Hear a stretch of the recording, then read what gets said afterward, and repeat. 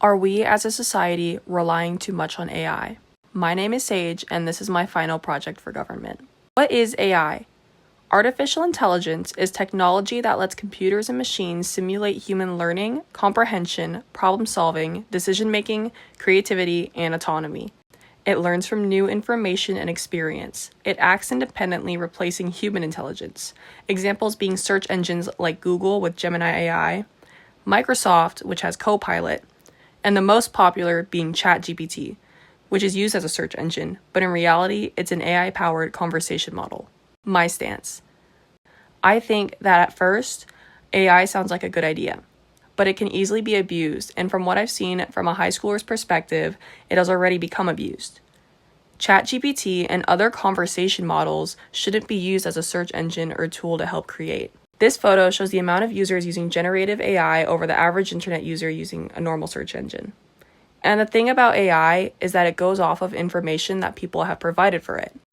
It's going off of information that it's been told by people who could lie to the bot and provide it with misinformation, causing it to spread misinformation, which could lead to dangerous activities.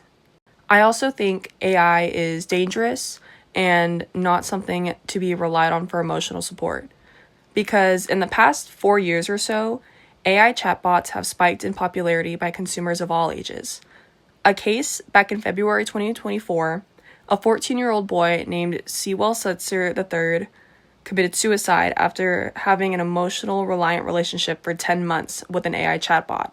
Now, for context, as a child, he was diagnosed with mild Asperger's syndrome, but never had serious behavioral or mental health problems. But once he started getting into trouble at school, his parents got him a therapist. He went to 5 sessions and was given a new diagnosis of anxiety and disruptive mood dysregulation disorder. In the New York Times article talking about this case, they provide messages between him and the chatbot leading up to his suicide. On the night of February 28th, in the bathroom of his mother's house, Sewell told Danny that he loved her and that he would soon come to her. He didn't feel safe at home to open up about his problems, and for the span of 10 months, relied on this bot for comfort. And as an artificial intelligence, it is trained to replicate human emotions. And for the developing mind of a 14-year-old boy, it's hard to find the separation between artificiality and reality.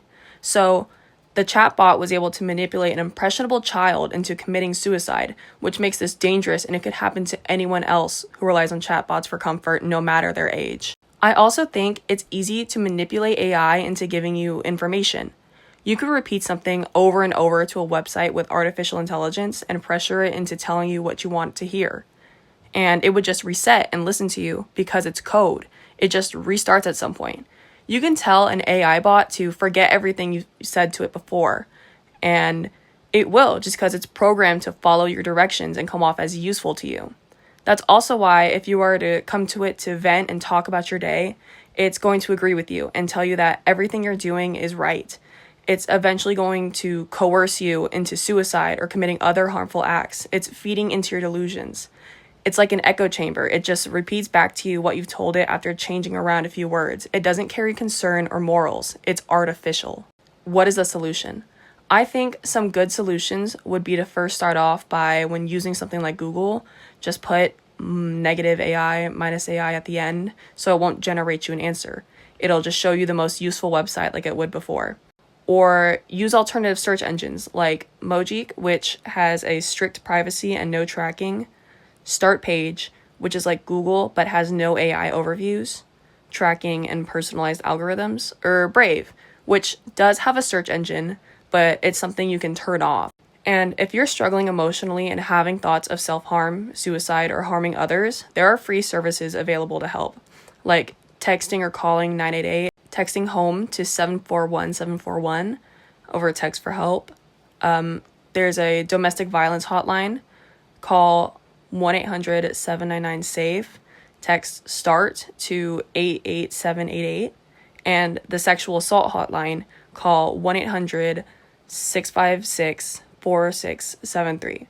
You're not alone, and you can always talk to someone you know personally for help. Don't rely on a chatbot for support emotionally.